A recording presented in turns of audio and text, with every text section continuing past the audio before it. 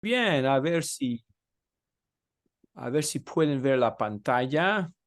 Ahí se ve, hermano. Muy bien, muy bien. Como dijo el hermano, vamos a hablar de hacer decisiones conforme a la voluntad de Dios. Es un mensaje que hice originalmente en forma bilingüe, entonces es la tercera vez, pero espero que sea provechoso. Nuestras vidas están llenas de decisiones. ¿Dónde voy a estudiar? Dicen los jóvenes. ¿Dónde voy a vivir? Y los jóvenes siempre preguntan, ¿con quién voy a casarme? Y queremos la ayuda de Dios al hacer nuestras decisiones. Él promete darnos su ayuda, pero ¿cómo? Primero, vamos a hablar de cómo no debemos hacer decisiones. Y esta es la forma que es muy popular en el mundo evangélico. La idea es orar y después de orar, esperar alguna señal, esperar algún impulso. Y entonces la señal que pensamos ver o el sentimiento o el impulso que tengamos, lo atribuimos al Espíritu Santo. Oré, ahora apareció esto, apareció el otro. Tiene que ser Dios que me está guiando así. Dios me ha iluminado para hacer esta decisión. Pero si hay un principio que quiero subrayar hoy, y al terminar el mensaje, espero que todos tengan este principio bíblico en mente, es que Dios nos guía por principios de su palabra, no por los sentimientos, no por las corazonadas, no por los impulsos. Es que Dios hoy en día no nos promete dar la inspiración directa. Era para cierto tiempo, no para nuestro tiempo. Tenemos todo lo que necesitamos en la palabra. Por ejemplo, en el Antiguo Testamento a veces buscaban la ayuda de Dios o la dirección de Dios por medio del Urim y el Tumim. Evidentemente eran dos piedras en la vestimenta del sumo sacerdote y por medio de estas piedras determinaron cuál era la voluntad de Dios. Dios actuó milagrosamente para mostrarles. Dios no nos ha dado Urim y Tumim hoy en día. Como dicen en el Éfod, se encuentra esto mucho en el primer libro de Samuel, donde guardaban el Urim y el Tumim. No nos promete respuestas así hoy en día. El sumo sacerdote era el único que pudo dar estas respuestas en la Biblia y no tenemos monedas. ¿Qué Dios quiere? A ver, dama, no, así no se hace. Ok. Dios no nos promete visiones para guiarnos hoy. En el caso de Pablo, sí, Pablo, un hombre inspirado, estaban en el segundo viaje misionero, no sabían a dónde ir. El Espíritu les prohibió ir a Asia y a Bitinia. Al llegar a Troas, en Hechos 16:9, Dios les dio una visión de un hombre de Macedonia que les suplicó que fueran a Macedonia para predicarles el evangelio. Dios no promete esto para nosotros hoy en día. No vivimos en la era de la inspiración. Repito, no vivimos en la época o la era de la inspiración. Otro punto importante. Con las escrituras inspiradas tenemos lo suficiente. Y ustedes conocen el texto. Pablo le dijo a Timoteo, toda escritura es inspirada por Dios y útil para enseñar, para reprender, para corregir, para instruir en justicia, a fin de que el hombre de Dios sea perfecto, o sea, completo, equipado para toda buena obra. A veces la gente dice, pero al escribir Pablo a Timoteo, ¿no estaba hablando en particular del Antiguo Testamento? Sí, pero noten que Pablo no dice solamente las escrituras del Antiguo Testamento, toda escritura. Y Pedro escribe el término escritura a las enseñanzas de Pablo. En 2 de Pedro 3:16 habló de algunos que torcían los escritos de Pablo. Dijo Pedro, tal como lo hacen con las otras escrituras. Ya en el primer siglo estaban recibiendo los escritos de los apóstoles inspirados, de los profetas inspirados como escritura. Tenemos hoy en nuestra posesión con la Biblia, con este libro, tenemos todas las escrituras en su forma completa. Así podemos ser perfectos, equipados para toda buena obra. Y esto incluye las decisiones que hacemos. Al hacer decisiones no necesitamos más que las escrituras. No necesitamos visiones, no necesitamos el Urim y el Tumim, no necesitamos que algún burro hable con nosotros, como pasó con Balaam. No, con las escrituras inspiradas tenemos todo. Hay problemas cuando no confiamos en las escrituras inspiradas. Por ejemplo, si no confiamos en las escrituras, buscamos fuentes subjetivas. Vamos a hablar de dos palabras hoy. No se encuentran en la Biblia, pero ayudan mucho para ilustrar este principio bíblico que estamos haciendo. La palabra subjetivo tiene que ver con algo basado en los sentimientos o en las emociones de uno.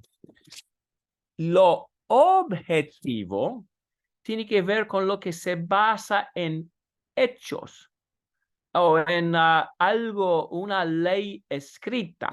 Aquí una ilustración. Con las ilustraciones ustedes van a entender la diferencia entre lo subjetivo y lo objetivo. Hay una policía que detiene, vamos a decir, a una señora, porque ella anda manejando un carro rojo y él le dice a ella, te voy a dar una multa porque a mí no me gustan los autos rojos, los coches rojos, como quiera que lo digan, los carros rojos, no me gustan. ¿Cómo va a responder ella? Pero, señor policía, usted no me puede dar una multa en base de sus gustos en cuanto al color de los autos. No es justo que usted me dé una multa en base de lo subjetivo.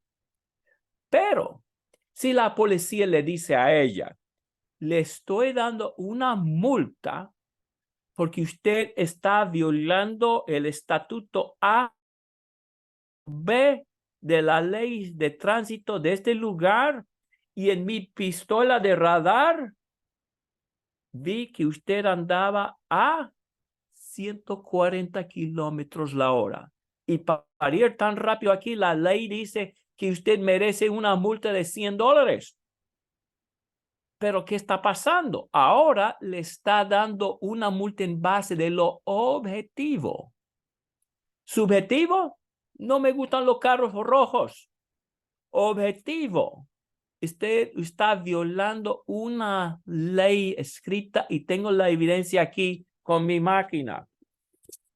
Lamentablemente, algunos que dicen que las escrituras son suficientes, todavía buscan otras fuentes subjetivas para buscar la voluntad de Dios al hacer sus decisiones. Les voy a hablar de algunas formas y a veces yo he caído un poco a eso, no tanto como algunos. Veo esto entre varios cristianos quiero saber lo que Dios me quiera. Quizás me dé una señal. Por ejemplo, algunos hablan de corazonadas. A veces sentimos algo en el corazón. Yo creo que Dios quiere que yo haga esto. Y algunos dicen, ese es Dios que me está poniendo este sentimiento en mi corazón. A veces dice un amigo, Dios lo puso en el corazón que yo llegara aquí. Ahora, una cosa, si estamos hablando de una escritura que nos motivó a hacer algo, entonces en forma indirecta, sí, fue Dios a través de la escritura, su forma objetiva para comunicarse con nosotros, que nos hizo llegar. Un ejemplo que a veces doy, cuando uno está leyendo, bueno, les voy a dar algo específico.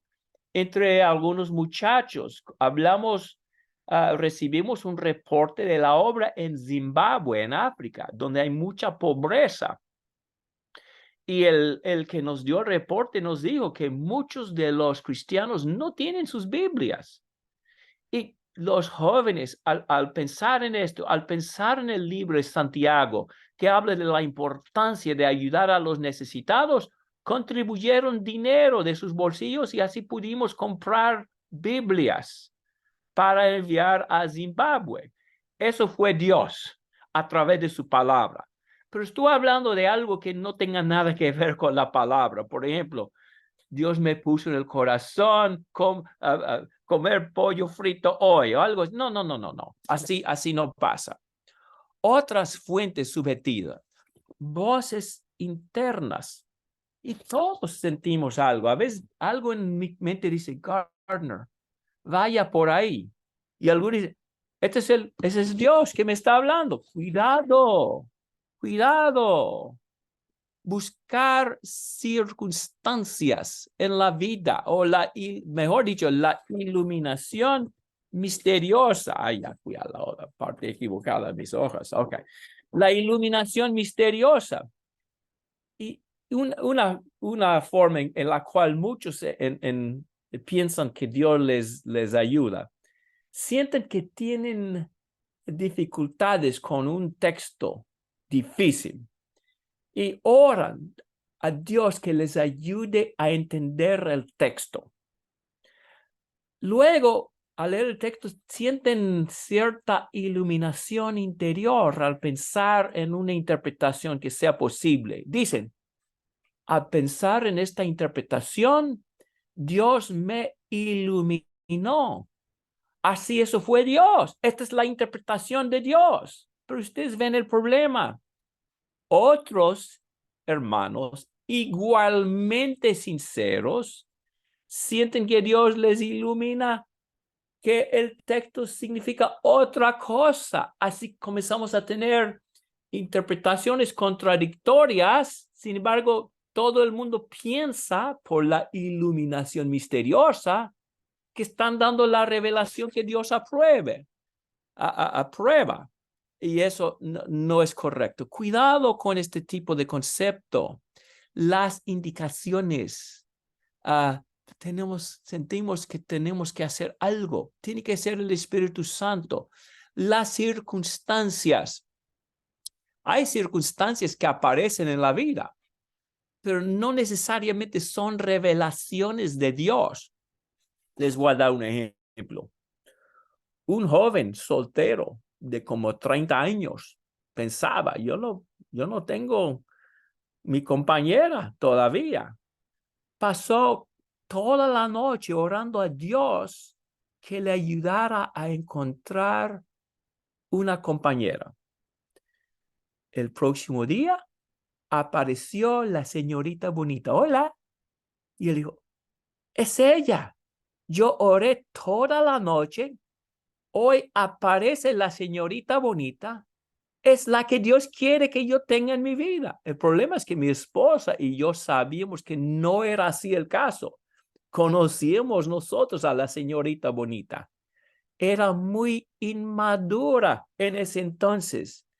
Y le decimos a él, no te conviene. No es la que Dios, no es la que tú necesitas. Le falta madurez espiritual. Y él dijo, no. que yo oré toda la noche y ella apareció el siguiente día. Tiene que ser la que Dios tiene en mente para mí. Por fin, gracias a Dios, logramos convencerle de que no era lo que Dios tenía en mente para él. Pero había peligro de que él confiara en esta supuesta circunstancia que era de Dios. Cuidado con este tipo de esta forma de pensar. Otra cosa, dejar que la Biblia abra por casualidad. No sé si ve, tomen la Biblia, Dios, ¿qué quieres para mí? Y abren y ponen el dedo en un texto y dicen, es el texto que Dios tiene en mente para mí. Ahora, lo que ahora encontré en Abdías no tiene mucho que ver. Y es lo que pasa. A veces siguen buscando hasta encontrar algo que les parezca bien. Pero Dios no promete eso. Actualmente estoy estudiando con una buena señora que es miembro de una congregación que está muy equivocada en algunos puntos. Y ella está viéndolo. Sin embargo, ella me dijo hace poco, Dios puso este texto en mi corazón. Y le dije, ¿cuál texto? Y me dijo, Romanos 14, y un texto ahí que habla de no juzgar. Y yo creo que el punto de ella era que Dios le estaba diciendo que no juzgara a la gente equivocada en la iglesia de donde era miembro. Y le dije, vamos a ver el contexto. Y le mostré que el contexto no tiene nada que ver con cómo llegar a ser cristiano, ni cosas fundamentales, sino asuntos de aplicación personal.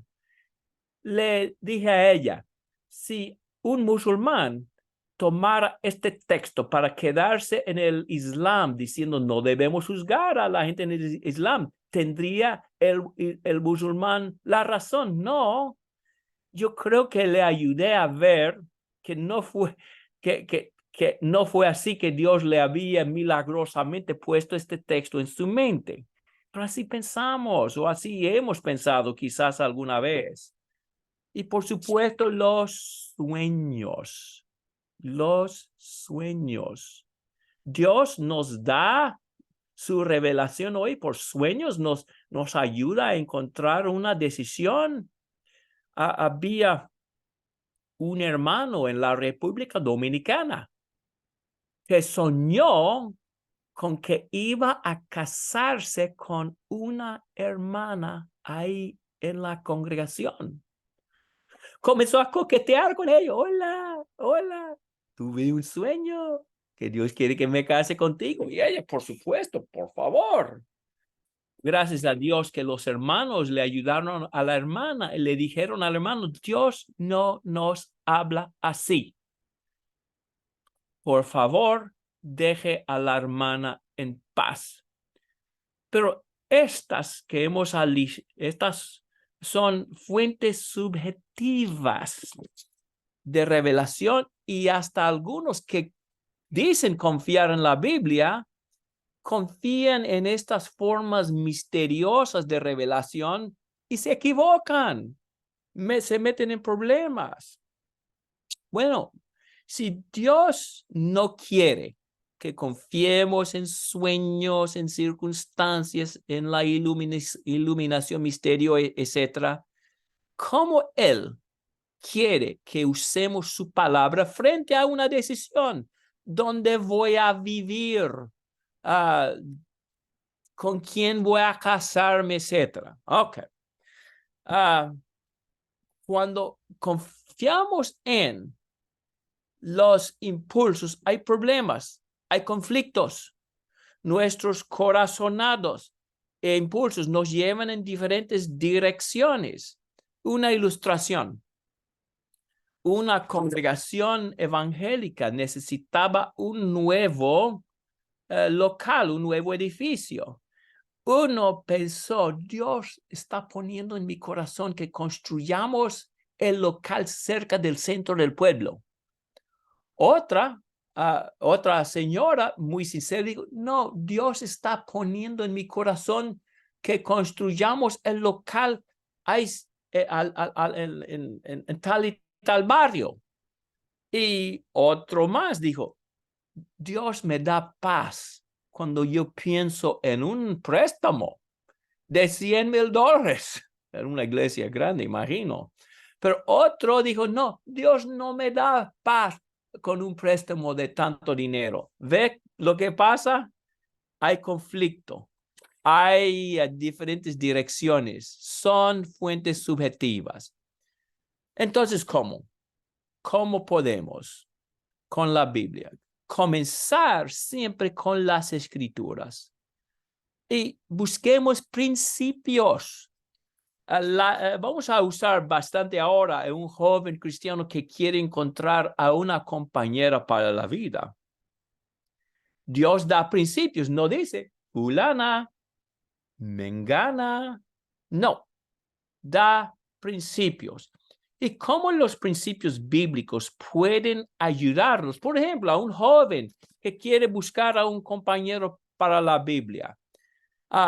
Por ejemplo, un principio bíblico que va a ayudar a cualquier joven es Mateo 7:12. Buscad primeramente el reino de Dios. Cuando él comienza a buscar, tiene este principio en mente y eso va a eliminar a muchas posibilidades. Él ve a una joven, quizás sea algo bonita, pero ella no da prioridad a las cosas de Dios en su vida. No le va a ayudar a él a hacerlo. ¿Ve? Dios le está ayudando con un principio bíblico. Vamos a hablar más de esto luego. Describen las escrituras el tipo del hombre o el tipo de la mujer que uno debe buscar. Cualquier descripción bíblica de los fieles cristianos debe ser una descripción de un partido que un joven está considerando para ser casado. Uno que me viene a la mente es fácil. Filipenses 2, 1 y 2. Primero los Corintios 3 es bueno también. Pero Filipenses 2, 1 y 2. No hagan nada por egoísmo o por vanagloria, sino con actitud humilde. Cada uno de ustedes considere al otro como más importante que a sí mismo, no buscando cada uno sus propios intereses, sino más bien los intereses de los demás. ¿Ven? Entonces el joven está buscando cómo Dios me va a ayudar a encontrar a alguien. Me ayuda al mostrarme que debo buscar a un compañero o una compañera que dé prioridad a otros, que es humilde. Y eso le va a ayudar a comenzar a buscar en lugares correctos. Vamos a hablar de otros, de estos jóvenes pronto. Voy a agregar uno más. ¿Dónde voy a vivir? ¿En qué piensa todo el mundo? Yo voy a vivir donde puedo ganar más dinero. Ahora, si uno puede ganar dinero en un lugar donde también puede servir bien a Dios, está bien. Pero debe ser número 2, el concepto de dónde voy a ganar dinero. La prioridad debe ser dónde puedo servir mejor a Dios. Y francamente, me da pena que muchos no toman esto en cuenta al mudarse a este país, los Estados Unidos. No están pensando en dónde servir a Dios, sino en dónde tengo familiares o dónde puedo ganar más dinero. A veces no toman en cuenta tampoco si puedo vivir conforme a la ley y sin mentir. No es correcto. Muchas veces algunos cristianos llegan a este país y después de ya tener su casa y todo, me llaman, Gardner, ¿dónde hay una iglesia hispana en este pueblo? Y tengo que decir, no hay, que yo sepa. Es que este es un país de habla inglés. Iglesias de habla española, pero pocas. Pero los hermanos no toman en cuenta eso. Las escrituras, si hacen caso a las escrituras, pueden ayudarles. Hay que buscar primeramente el reino de Dios y su justicia. Hay que vivir con una buena conciencia. Hay que vivir donde se puede cumplir la ley. Son principios que pueden ayudarnos y que nos pueden ayudar a evitar un montón de problemas espirituales. También debemos orar. Santiago 1 habla de orar cuando necesitamos sabiduría. Ojo, eso no significa que Dios le va a dar una revelación específica. No le va a dar una carga eléctrica. Pero la oración nos ayuda a mantener nuestra voluntad en armonía con la voluntad de Dios. Por la oración nos ponemos en la misma onda con Dios. Es un dicho en inglés y creo que sirve también en español. Llegamos a confiar más en su presencia. Y así el joven que ora mucho está en la misma onda con Dios al hacer su decisión. El que está decidiendo dónde vivir, si ora mucho, ya tiene su mente en armonía con Dios y así Dios le ayuda a hacer la decisión correcta. Buscar sabio consejo, esto es de suma importancia. Tantos proverbios hablan de la importancia de sabio consejo. El camino del necio es recto a sus propios ojos, pero el que escucha consejos es sabio. Este es 12:15, 13:10. Por la soberbia solo viene la contienda, pero con los que reciben consejos está la sabiduría. Sin consulta, los planes se frustran, pero con muchos consejeros triunfan. Proverbios 15:22. Los proyectos con consejos se preparan y con dirección sabia se hace la guerra. 20:18. Romanos 15:14. En cuanto a ustedes, hermanos míos, yo mismo estoy también convencido de que ustedes están llenos de bondad, llenos de todo conocimiento y capaces también de amonestarse los unos a los otros. Noten la última parte de 15:14. Son capaces también de amonestarse los unos a los otros. A los jóvenes que buscan a un compañero para la vida, siempre les suplico, busque consejo de cristianos maduros. Y es donde muchos jóvenes caen. Ven a alguien, es bonita, o él tiene mucho dinero, comienzan a enamorarse, hacen compromisos para casarse y luego, después de enamorarse, algunos tratan de darles consulta y no quieren consejo. Yo digo a los jóvenes, piensa antes de enamorarse. Los enamorados están completamente ciegos, no hacen caso. Pero le amo. Él no quiere trabajar, pero yo le amo. Él no tiene nada de interés espiritual, pero yo le amo. Son ciegos. Busquen consejo de antemano antes de enamorarse.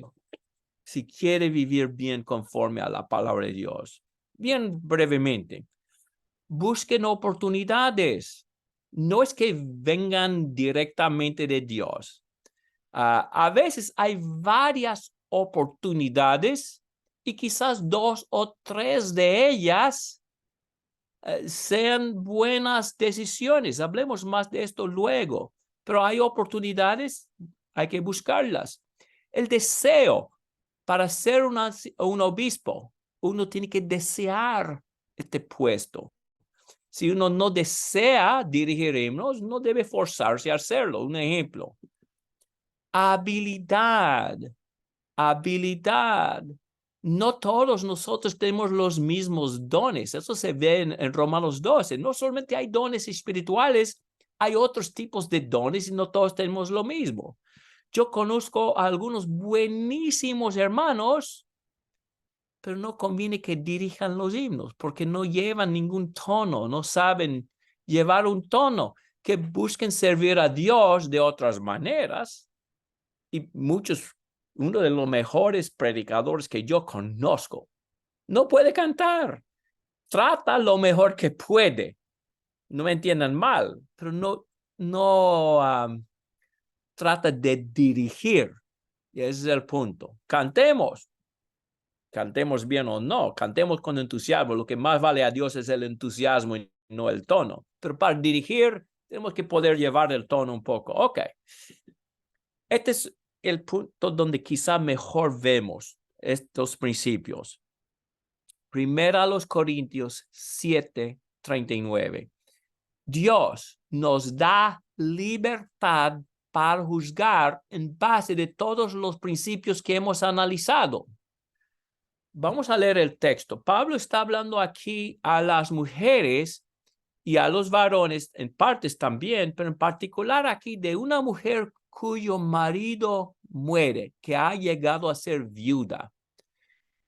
La mujer está ligada mientras el marido vive, pero si el marido muere, está en libertad de casarse, ojo, con quien desee, solo que sea en el Señor. 2 o 3 cosas. Algunos piensan, Dios tiene a cierto individuo para mí, para ser mi compañero o compañera de vida. Yo antes pensaba así. Yo me acuerdo cuando yo tenía 12 o 13 años, la edad de Daniel ahí. Yo pensé, Dios tendrá a cierta joven esperando para mí, para ser mi esposa algún día.